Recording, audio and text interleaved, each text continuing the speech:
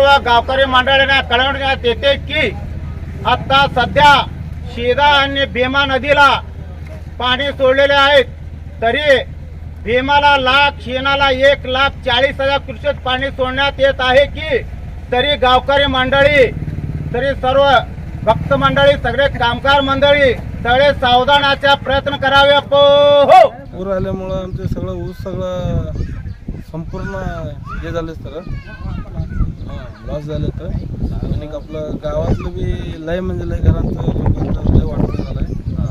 सगळं भांडी वगैरे काय बी त्यांचे क्वचित असलेले काय बी बाहेर आणलं नाही, सगळं तिथंच होते. सगळं मदत मिळाली का नाही? शासनाच्या अजून तर काय सध्या मिळत नाही.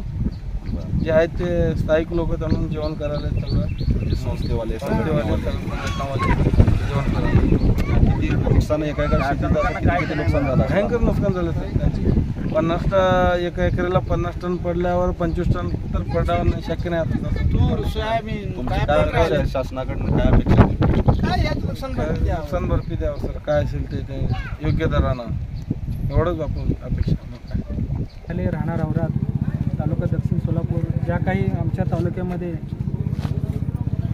एक जी न घडणारी गोष्ट घडाली आणि त्या गोष्टीमध्ये गरीब शेतकरी असू द्या, सामान्य शेतकरी असू द्या, म्हणजे सगळ्या कुटुंबात ज्या काही नदीच्या कड्याला गाव आहेत ह्या सगळ्या कुटुंबाचं उद्ध्वस्त झालेलं आहे.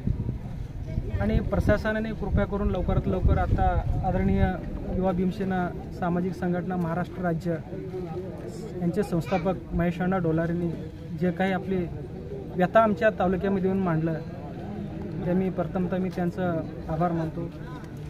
आणि प्रशासनाने पण आम्हाला ग्वाही दिलेली आहे की मदत होईल लवकरात लवकर.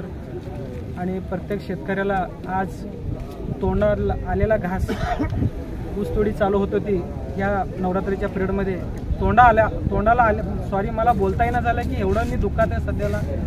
तोंडाला आलेला घास निघून गेलाय.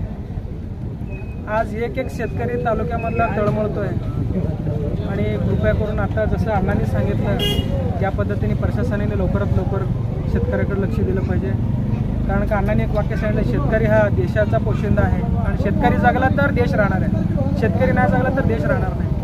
घरं काय आज ना उद्या बांधता येईल, पण शेताचं एखादी उद्ध्वस्त झालं ती खळगी आयुष्यभर कधी भरून निघणार नाही. तसं मी अण्णांनी जे काही आता व्यथा मांडल्या, मी अण्णांना प्रथमतः माझ्या औराद गावच्या वतीनं मी त्यांचं मनापासून आभार मानतो. त्यांना तेच थांबतो. नमस्कार.